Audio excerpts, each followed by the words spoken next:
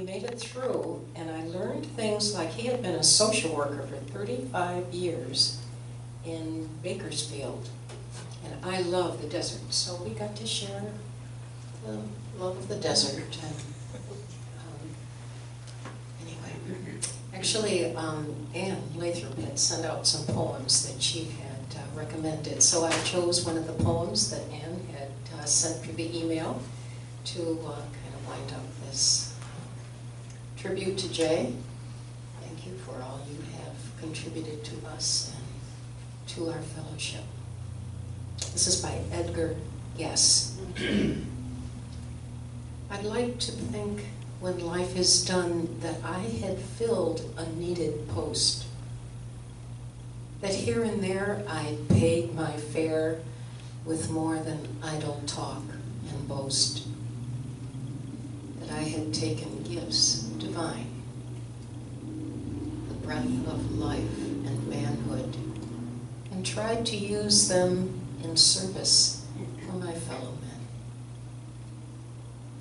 I'd hate to think when life is through that I had lived my round of years a useless kind that leaves behind no record in this vale of tears, that I had wasted all my days by treading only selfish ways, and that this world would be the same if it had never known my name.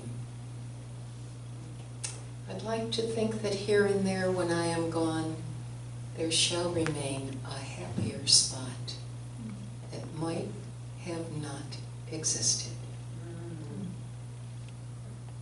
That someone's cheery voice and smile shall prove that I had been worthwhile, that I had paid my debt to God or life divine. Blessed be.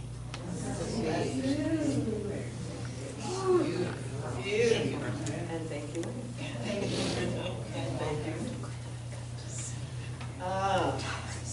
Well, we have a few more photos on the table if you didn't get to see them, and we have some brochures back there.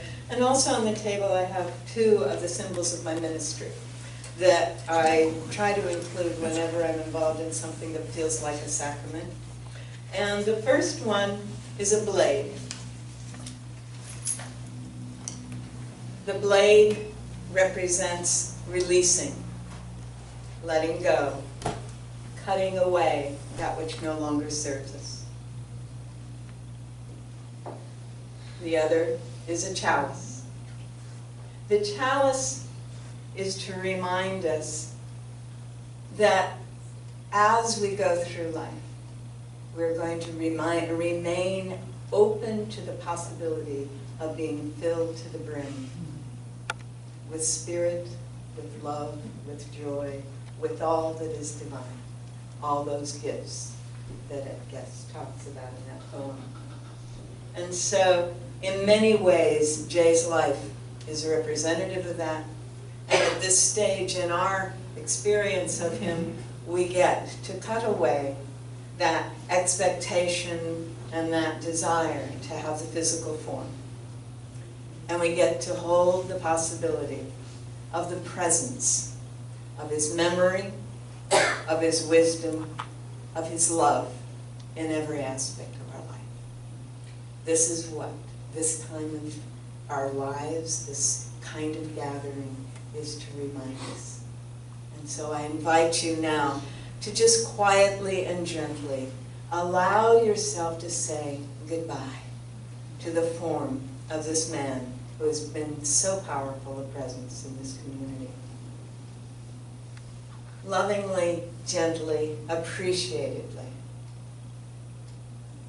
And then allow his formless being to fill the space that's left.